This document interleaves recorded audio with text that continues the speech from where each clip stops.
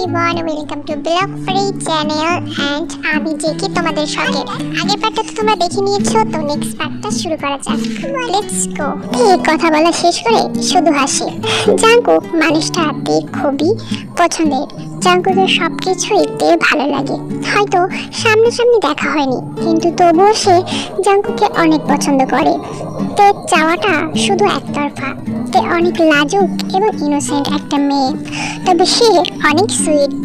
জাঙ্কুকও তের সম্পর্কে তেমন কোনো ধারণা রাখে না, খালাতো বোন ব্যাস। এরপর তাদের মধ্যে বেশ কয়েকদিন ভালো করে কথা হয়নি। তের মা থেকে মিশনে পাঠাতে চায়, তেও রাজি ছিল, কিন্তু জাঙ্কুকের সাথে কথা হওয়ার পর থেকে সে আর যেতে চায় না। কিন্তু এখন আর কিছুই করার নেই, তাকে তো যেতে হবেই। ইতিমধ্যে সব কিছুই কমপ্লিট হয়ে গেছে, কিছুদিনের মধ্যেই তে চলেও যাবে। তে যাওয়ার আগের দিন জাঙ্কুকের সঙ্গে কথা বলে, সে সব জানায় তার যাওয়ার ব্যাপারে। জাঙ্কুক সব শুনে খুবই খুশি হয় এবং তেকে অভিনন্দন জানায়, কিন্তু তের মনের অবস্থা একদম ভালো নেই। সেই দিন অনেক রাত পর্যন্ত জাঙ্কুকের সঙ্গে তের কথা বলে SMS এর মাধ্যমে। এক পর্যায়ে তে জাঙ্কুককে জিজ্ঞাসা করে, আচ্ছা ভাইয়া, তুমি আর প্রেম করবে না?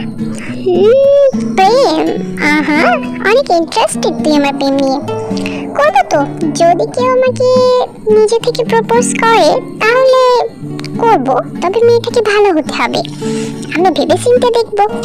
ও আচ্ছা, অনেক ভালো। তে বুঝতে পেরেছে জাঙ্কুকের ইঙ্গিত।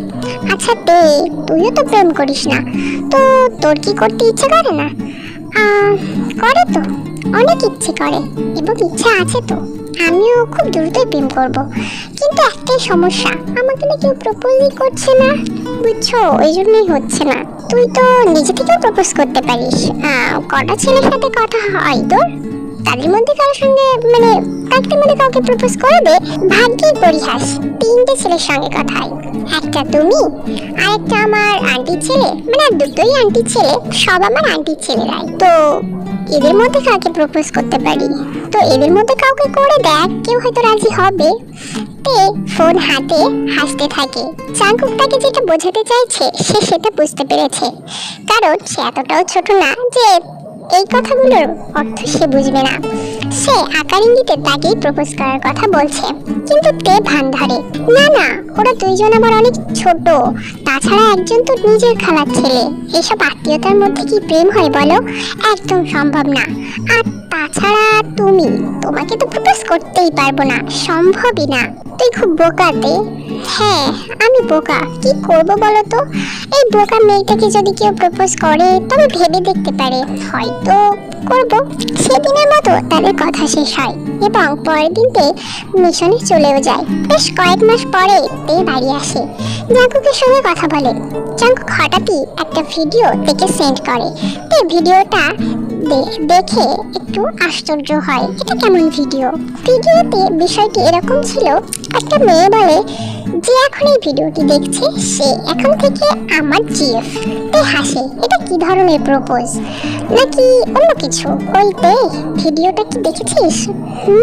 দেখেছি, কিন্তু কেন বলো তো? তাহলে কিন্তু তুই আমার জিএফ, ওকে? পাগল হয়ে গেছো নাকি ভাইয়া? আই লাভ ইউ তে। কি রে, রিপ্লাই কর। Same to you. আমি যেভাবে বলেছি সেভাবে বল।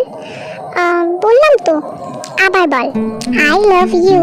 ওকে বাবা, আই লাভ ইউ টু। ব্যাস, জাঙ্কুক এবং তে প্রেম শুরু। শুধু ফটো দেখেই তাদের প্রেম। তে তো তাও ছোটবেলায় জাঙ্কুককে দেখেছে, কিন্তু জাঙ্কুক এত ছোটবেলায় দেখেছে যে জাঙ্কুকের ঠিকঠাক মনেও নেই তে আসলে কেমন তার ঠিক জানাও নেই। তাদের মধ্যে কথা বলা স্টার্ট হয়। জাঙ্কুক সবসময় কাজে ব্যস্ত থাকে, কিন্তু তে জাঙ্কুকের জন্য অপেক্ষা করে। তে জাঙ্কুক বেশিরভাগ সময় পেত রাতে, সেটা অনেক রাত। তার কাজ শেষ হতো প্রায় 12টা অথবা 1টা, কখনো কখনো তো 2টোও বেজে যেত। তে সেই পর্যন্ত জাঙ্কুকের জন্য অপেক্ষা করত। তে জাঙ্কুকের কথা জানে। এখন বর্তমানে সে জাঙ্কুককে পছন্দ করার সাথে সাথে খুব ভালোবাসে। তে একদিন তার স্টোরি দেয় হোয়াটসঅ্যাপে একটা গান। তো তোমরা ভিডিওটি দেখে নাও কি স্টোরি দিয়েছে। ও কাজল কালো দুটি চোখে সে যখনই আমায় দেখে, পরে না চোখে জাঙ্কুক সেটা দেখে, তার রিপ্লাইও করে, বাড়ি গিয়ে দেখবো তোকে মন ভরে। আর একটা স্ট্যাটাসতে এমন দিয়েছিল যার রিপ্লাই আই লাভ ইউ অথবা আই লাইক ইউ কিছু বলার মতো। জাঙ্কুক সেখানে আই লাভ ইউ সোনা লিখে পাঠায়। সেই মুহূর্তে ফোনটা ছিল জিমিনের কাছে। জিমিন সব দেখে কিন্তু কিছু বলে না, কারণ তের মা জিন জাঙ্কুককে খুব একটা পছন্দ করে না। জিন সবই জানে।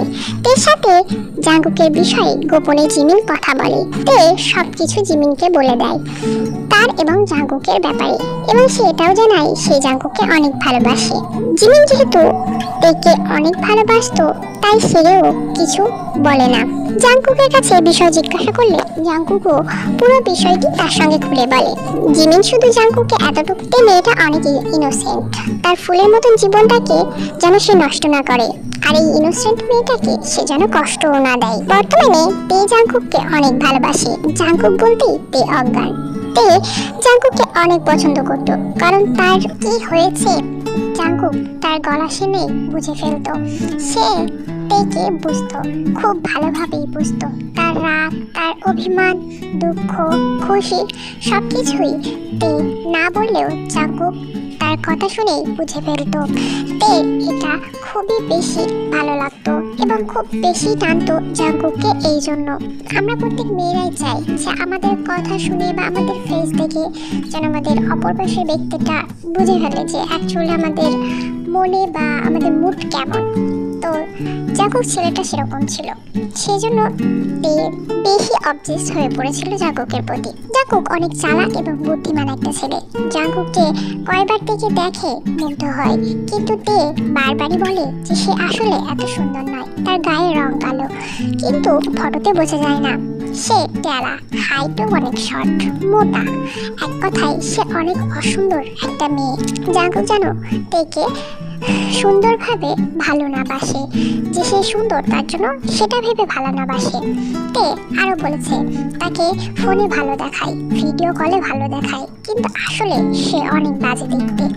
জাঙ্কুক তেকে বিশ্বাস করে, নিজের থেকেও বেশি বিশ্বাস করে, কারণ তে কখনোই জাঙ্কুকের সঙ্গে মিথ্যা বলেনি আর বলেও না। জাঙ্কুক জানে সেটা ভালোভাবে, অনেকবার যাচাই করেছে সে নিজে। জাঙ্কুকও মনে মনে ভাবতো হয়তো তে আসলেই সুন্দর না। জাঙ্কুকে অনেক মেয়ে প্রপোজ করতো, অনেক সুন্দরী বড়লোক বাবার মেয়েরা, সেসব জিমিনের সঙ্গে জাঙ্কুক শেয়ার করতো।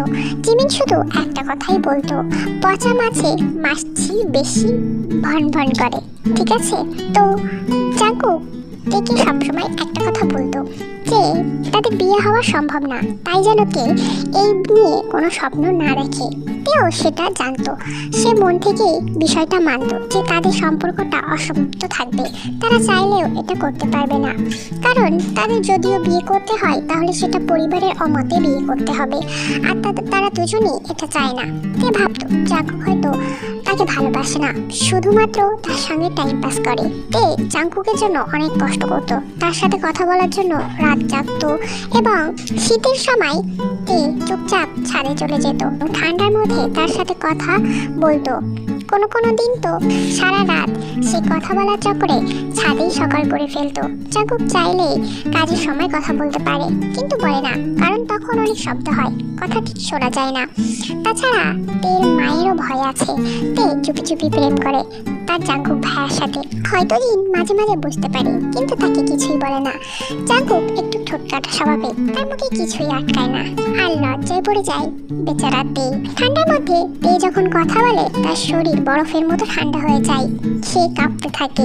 জাঙ্কুক জোর করে তেকে ঘুমাতে পাঠায়, কারণ সে জানে তার পাগলিটা তার সাথে কথা বলার জন্য কতটা কষ্ট করে। জাঙ্কুক না চাইতেও তে তার মনে কিছুটা অংশ দখল করে নিয়েছে। একদিন রাতে ফোনে তাদের প্রেমালাপ। কি করছিস বাবু, খেয়েছিস? হ্যাঁ, এই তো বসে আছি। তুমি?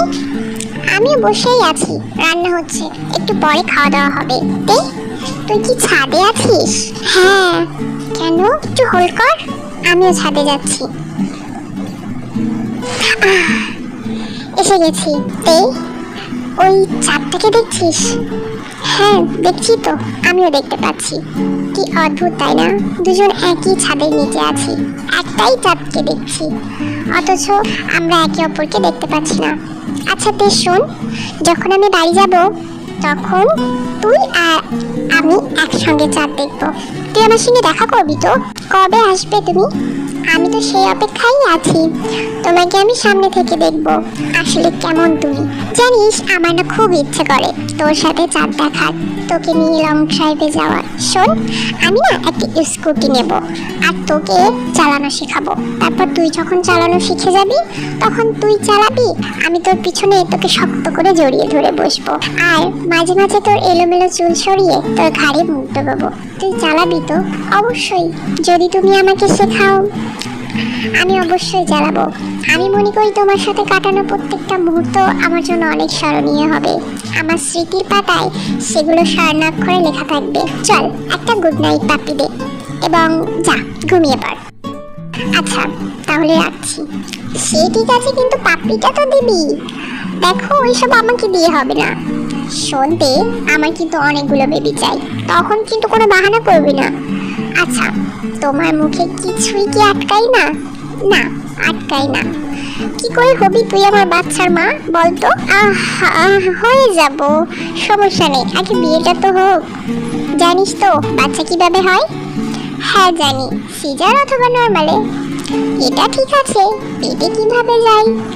ওফ, আমি রাখছি। আহা একটা লজ্জা। তুই এত ইনোসেন্ট কেন জান? তুই জানিস তে আমার এই মুহূর্তে মনে হচ্ছে কাশ আমি যদি তোর সামনে থাকতাম, তোর ওই টমটম মতো লাল গাল দুটো দেখতাম। তুই ব্লাশ করছিস তাই না? তোকে যে কতগুলো পাপ্পি দিতাম তুই ভাবতেও পারছিস না। শোনো, আমি তোমাকে বিয়েই করবো না, কারণ তুমি যেই সুন্দর, তোমার পাশে আমাকে একদমই মানাবে না। বড্ড বেমানান লাগবে তোমার পাশে আমাকে দেখতে। এই কথাটা একদম বলবি না। তুই যেমনই হোস তুই আমার, ব্যাস কথা শেষ। বারবার এই কথাটা বলে নিজেকে ছোট করার কি মানে আমি বুঝি না। এরকম একদম করবি না। আচ্ছা ঠিক আছে, বাই। তুই দে। দিয়েছি তো। কি শুনতে পাচ্ছি না, ঠিক করে দে। এখন শুনতে পাচ্ছ? না শুনতে পাচ্ছি না তো। বাই, তোমাকে আর শুনতে হবে না। যা খুব ইচ্ছে করেই এমন করছিল, তাই বুঝতে পেরে ফোন কেটে দেয়। এভাবে দুষ্টু মিষ্টি ভাবে চলে তাদের প্রেম আলাপ। দেখতে দেখতে 6 মাস পার হয়ে গেছে। মাস দুয়েকের মতো তাদের মধ্যে কোনো যোগাযোগ হয় না, সমস্ত যোগাযোগ বন্ধ হয়ে যায়। সবসময় তে জাংকুকের কথা হয় না। যখন তে বাড়িতে থাকে তখন তাদের জমিয়ে প্রেম আলাপ চলে। হঠাৎ জাংকুকের সঙ্গে তের কথা বন্ধ হয়ে যায়। প্রায় তের চোখে পানি ছাড়া দিন এবং রাত কোনোটাই পার হয় না। জিন দেখতে পায় তার মেয়ে চিকন হয়ে যাচ্ছে। জিমিন সবসময় বোঝায়, কিন্তু তার বোঝানো ছাড়া আর কিছুই করার নেই, কারণ সেও জাংকুককে ফোনে পায় না। তার অবস্থা অনেক খারাপ। সে আজকাল ঠিকঠাক খাওয়া দাওয়া করে না, ঘুমায় খুব কম, টেনশনে থাকে সবসময়। জাংকুককে রোজ যে কতবার কল দেয় তার কোনো হিসাব নেই। 2 মাস পার হয়ে গেছে ইতিমধ্যেই। তে নিয়মিতভাবে জাংকুককে আবার একটা কল দেয়। কল রিসিভ করে জাংকুক। কেমন আছো? ভালো, তুই? ভালো আছি। আমার ফোনটা নষ্ট হয়ে গেছিল রে। খালাতো ভাই কাইকে নিশ্চয়ই তোর মনে আছে, ওর সঙ্গে আমার প্রচুর ঝগড়া হয়েছে, সেই জন্য রাগ করে ফোনটা ভেঙে ফেলেছিলাম। আর যে ফোন থেকে এখন কথা বলছি এটা একটা ফ্রেন্ডের ফোন, এটাতেই আমি সিম লাগিয়েছি আমার, বুঝলি? আর তাছাড়া আমি এখন আর কায়ের কাছে থাকি না, আমি একটা অন্য জায়গায় চলে এসেছি কাজের জন্য। তো এটা থেকেও তো একটা বার ফোন করতে পারতে। আজ বিকেলেই লাগিয়েছি সিমটা, করতাম পরে। সেদিনের মতো তাদের কথা শেষ হয়। বেশ কয়েকদিন পার হয়। টেক কল করে জাংকুককে। হ্যালো, আমি জাংকুকের ফ্রেন্ড বলছি। আপাতত জাংকুক এখানে নেই, তোমার সাথে আমার কিছু কথা ছিল। আচ্ছা শোনো, আমার না তোমাকে অনেক পছন্দ হয়। জাংকুকের পিছে আমার সাথে তুমি চুপি চুপি প্রেম করবা?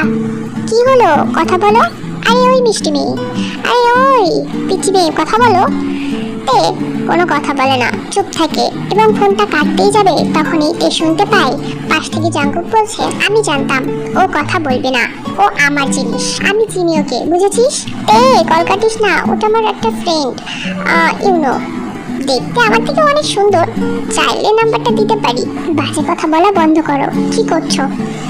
এই কাজ আর কাজ, কাজ রে শোনা, কাজ আর কি করবো বল? আরে আমার কাজের বাবু, ফ্রি হলে এসএমএস করো, রাখছি। কাল ছুটি আছে, সকালে কল করিস। Okay bye. পরের দিন সকালে ভিডিও কল দেয়, এখনো বিছানা ছাড়োনি? এই বাবু ফুকে আয়, দেখ বুকটা একদম ফাঁকা। আরে তোকে জড়িয়ে আর একটু ঘুমাই। ঘুমাতে হবে না, উঠে পড়ো, অনেক বেলা হয়েছে। কোথায় হাতে চা নিয়ে মাথায় হাত বুলিয়ে দুটো একটা কিস করবি গুড মর্নিং, তা না, উল্টো পাল্টা কথা। লজ্জা পেয়ে যায়। না না, ওসব পরে হবে, ওঠো ফ্রেশ হয়ে নাও।